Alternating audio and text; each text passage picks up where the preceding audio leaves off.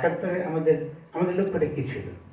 খুব পরিষ্কার লক্ষ্যটা ছিল, আমরা একটা টেরিটোরিয়াল ভূখণ্ডগত স্বাধীনতার জন্য লড়াই করেছি।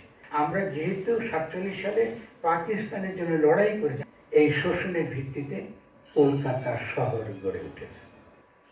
আমি যে বিষয় তাই বলবো যে আমাদের সমস্যাটা কী, একটু আগে যেটা আজম যেটা বললেন, আসলে আমরা ৭১ সালে আমরা কী করেছিলাম? ৭১-এ আমাদের আমাদের লক্ষ্যটা কী ছিল? খুব পরিষ্কার লক্ষ্যটা ছিল, আমরা একটা টেরিটোরিয়াল ভূখণ্ডগত স্বাধীনতার জন্য লড়াই করেছি।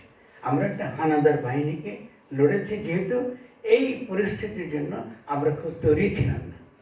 কেন তৈরি ছিলাম না?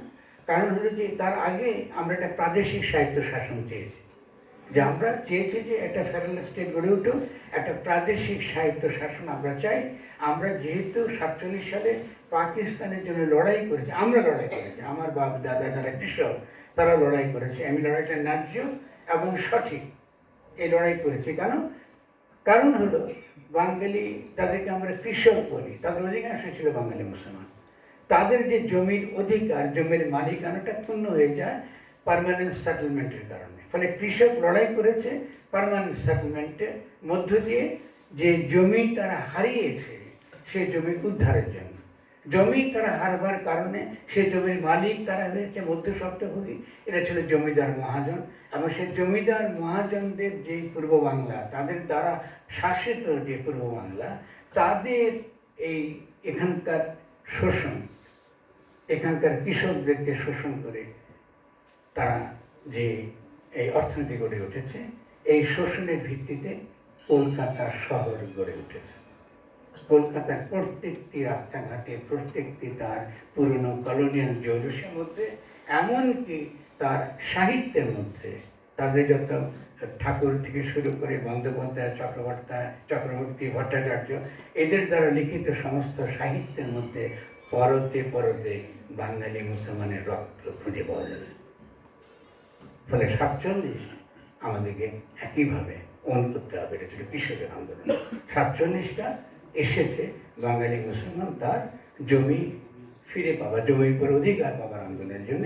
এবং তারপরে ঘটনাটা কী ঘটেছে, এরপর আমরা দেখলাম যখন সে জমির মালিকানা পেয়েছে, সে তার প্রথম যে সংকট, তার প্রথম যে আত্মিক সংকট, এটা হলো তার ভাষা, তার সংস্কৃতি।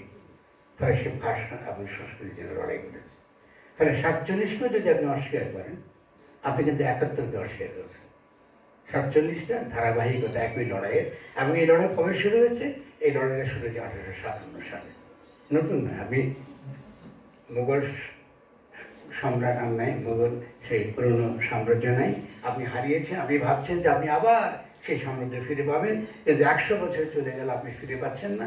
ইতিমধ্যে আপনি ইংরেজি শিখেন নাই, আপনি ইংরেজের সঙ্গে ওঠা বসা করেন নাই, কিন্তু আপনার এই আরেকটি সম্প্রদায় সেই ইংরেজের সঙ্গে ওঠা বসা করেছে, ইংরেজি শিখেছে, এবং সে আপনার যে অগ্রসর, সে উকিল হয়েছে, মুক্তার হয়েছে, সে শিক্ষা পেয়েছে, সে আধুনিকতার স্পর্শ পেয়েছে, সে শিল্প সাহিত্য সংস্কৃতি করেছে, আপনি পিছিয়ে পড়েছে।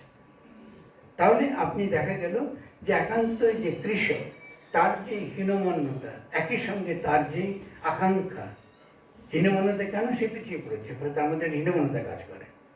আবার অন্যদিকে সে কী হয়েছে, সে একই সঙ্গে সে একটা প্রতিযোগিতা, সে দেখতে চায় যে তারও বিকাশ ঘটছে, তার আত্মিক বিকাশ ঘটছে, তারও আর্থসামাজিক বিকাশ ঘটছে।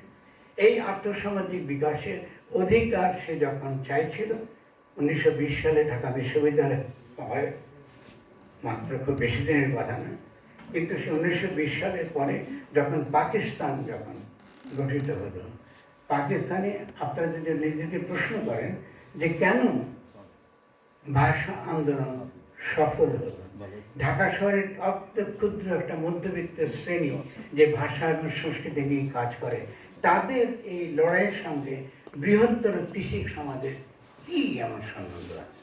কিংবা বাদ দিন, ঢাকা শহরের কুট্টিদেরও কী এমন সম্বন্ধ আছে? আপনারা তো জানেন না, ইতিহাস খুঁজলে পাবেন।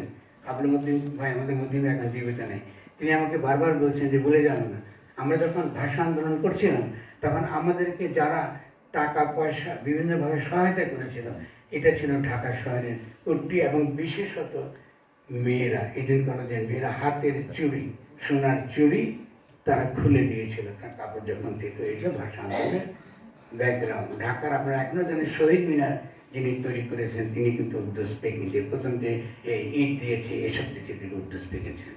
কেন করেছিল তা? কেন? এই জন্য করেছিল। এটা একটু ভেবে দেখবেন, খুব গুরুত্বপূর্ণ ইতিহাসী ব্যাপারগুলো মুছে ফেলেছি। করেছিল এই কারণে যে পাকিস্তান তারা চেয়েছে যে ওই যে দীর্ঘকাল জমিদারি শাসন, কলোনিয়াল শাসনে তারা জমি হারিয়েছে, লড়াই করে তারা তাদের দেশ তারা স্বাধীন করেছে।